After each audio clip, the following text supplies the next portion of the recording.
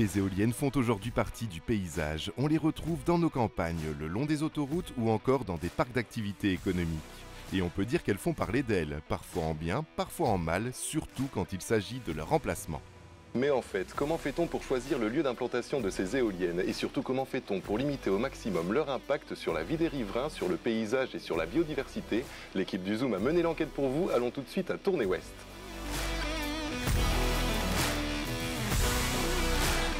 Le potentiel venteux de la Wallonie est moins important que celui de la Flandre qui bénéficie de la proximité du littoral. Mais le potentiel de la Wallonie-Picarde est malgré tout très intéressant.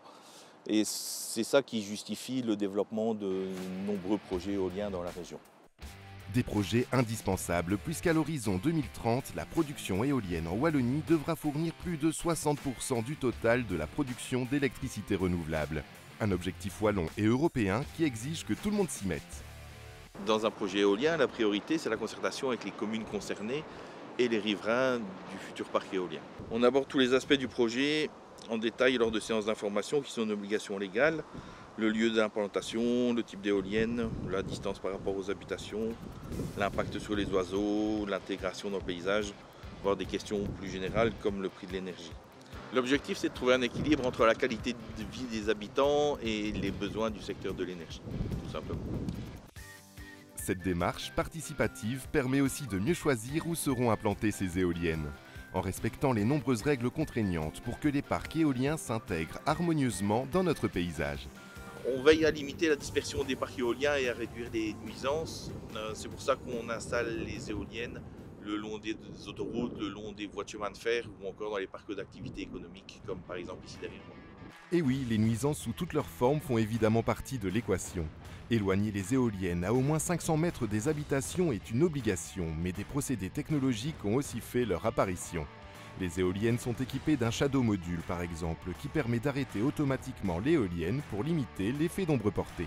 Toute une série d'astuces permettent aujourd'hui de rendre plus confortable la vie des riverains.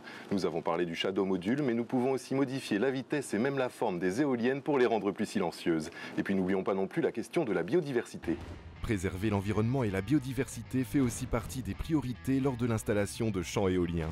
Dans cette idée, à Lessines, l'entreprise Takeda avait fait installer un mât provisoire en 2022. Ces mâts sont équipés de détecteurs à ultrasons qui permettent de mesurer l'activité des chauves-souris. Et en fonction des résultats obtenus, ça permet de déterminer les mesures à prendre pour protéger ces espèces, principalement donc la mise à l'arrêt des éoliennes. Actuellement, les éoliennes qui composent le parc éolien de Wallonie-Picarde produisent l'équivalent de la consommation électrique de 88 000 ménages et permettent d'éviter chaque année plus de 140 000 tonnes de CO2. Des chiffres destinés à augmenter dans les années à venir, avec un seul objectif: veiller à combiner les enjeux écologiques et climatiques de demain avec le bien-être des citoyens.